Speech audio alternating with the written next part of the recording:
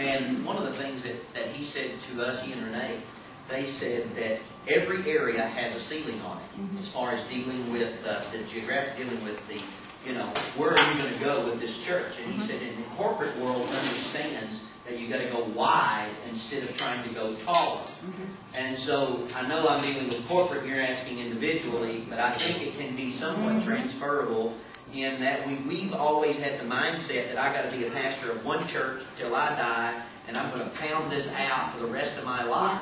And we've taken away the creativity of what God's given us. And I think the balance of Christianity is signs, miracles, and wonders and creativity.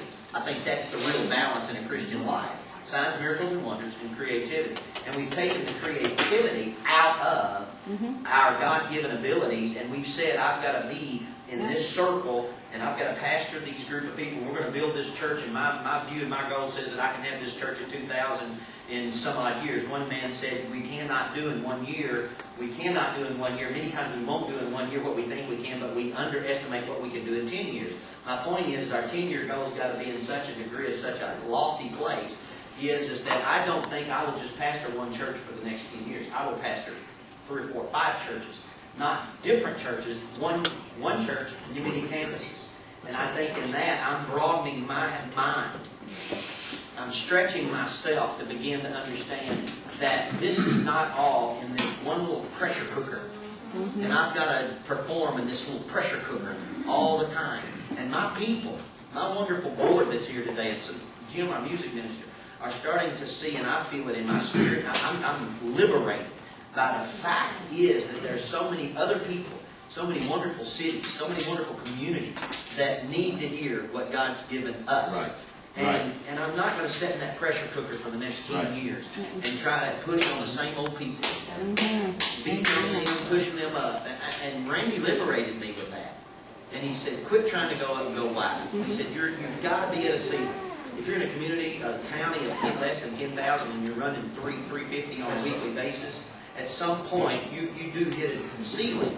And you're going to sit there, and in 20 years from now you're 65. And you're going to be running 1,000 or whatever it is. But you're going to be so miserable, frustrated, beat up by how you got there.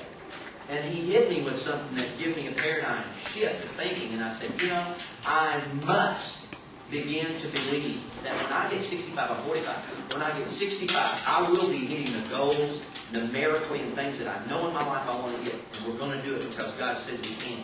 But I'm not going to be mad. I'm not going to be frustrated. I'm not going to be bitter. I'm not going to look at the people that I pastor and go, I hate you. And I'm not going to do it. I will be happy.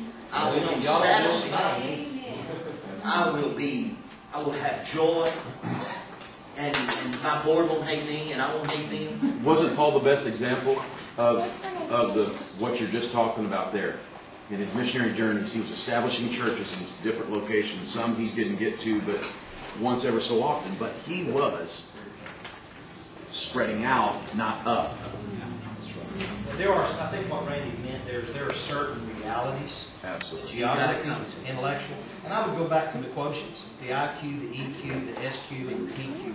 If you took that and put it in a corporate institutional package, those things are the same.